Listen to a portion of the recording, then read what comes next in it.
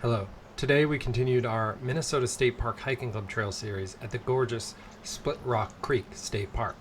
This is not to be confused with the Split Rock Lighthouse State Park, which is located on the opposite side of the state. Our journey today unfolds in the far southwestern corner of Minnesota, near the town of Jasper. It was established in 1937, and the following year the WPA constructed the dam, creating the reservoir. The purpose of the park's creation was to create an area for water recreation in a region that had few other options. Unfortunately, when we visited the park, the walkway over the dam was deemed unsafe and we were unable to pass over it. Construction crews were working on the nearby bridge that allows the road to go over the creek just a little downstream. Speaking of downstream, the water of Split Rock Creek eventually joins the Mississippi, but considerably further to the south, as it joins with the Mississippi at the convergence of the Mississippi and Missouri rivers, just north of St. Louis. The landscape of the park is prairie highlands, but like much of the area, grazing of domestic livestock has had a negative impact on the native grasses and wildflowers. Though they have been impacted, at certain times of the year you can still see a beautiful display of colors amongst the prairies. Some points, particularly by the tower on the hill, the views are impressive for the area. Whereas some parks are established to preserve some natural beauty, such as Itasca or Gooseberry Falls, this park was established specifically with recreation in mind. The creation of the park, its very purpose was to create water recreation opportunities. With that in mind, it's a good park to take a canoe to, fish with your family, or swim during a hot summer day. If you're looking for more historically or culturally relevant experience, the nearby Pipestone National Monument might be a worthy addition to the trip, as it's only a short 7-mile trek to the north and provides additional hiking trails, exhibits, and cultural demonstrations.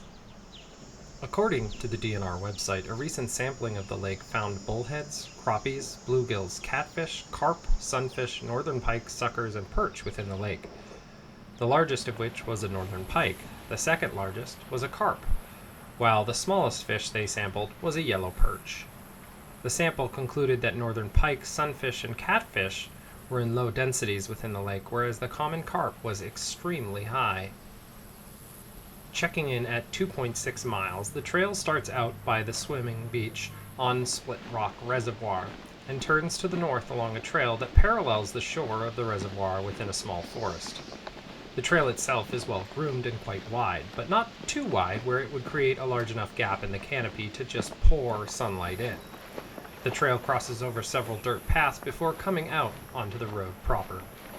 The road section is brief, and almost immediately you can cross back over into a section with several benches. The campground is the next area, and there is a dock within the center of the campground area that gives a nice look over the lake and the section on which the campground resides. And then after that, it's back into the woods. The path crisscrosses over several other paths and roads following the final dock to the north side of the campground. A dock that I was fortunate to walk out on and see a pair of turtles fleeing in the muddy water, out to a deeper area that I could not see them. Following the dock, I'd ensure that you have your map or GPS hiking software handy, as it gets a little confusing before you end up returning to a relatively easy navigation following all the crisscrosses. Once the trail turns back to the south, it comes out to an area that has much sparser tree cover. Not exactly a prairie, but more of a land in between a prairie and a forest that has characteristics of both, but neither biome dominates the other. This section will make you glad you're wearing sunscreen, as there is a significant amount of sun in this area. The trail then finally returns to a young forested area that casts a good, if not complete, shady canopy down upon the trail. The trail once again leaves the forest, as it brings you to a hilltop that overlooks the reservoir near a tower. There is a bench that you can rest and take a moment to look out on the beautiful view of the water from up on this hill. If there were more clouds or even a storm coming in, this would be a great spot to watch before you hurry to your car or campsite prior to the rain following proper. From here, the trail runs parallel to the road before heading south of the beach section, where the trail starts down towards the WPA dam that creates the lake. My favorite part of this trail is the dam. Although I was unable to go over the bridge due to the condition of it, I still got to appreciate it from nearby. The construction is similar to a lot of other WPA works, which is kind of like a rock-heavy beauty to it. Being from the Granite State, I do enjoy rock constructions. The water was extremely low when we visited, and if you look at this shot, you can see fish swimming in the pools below.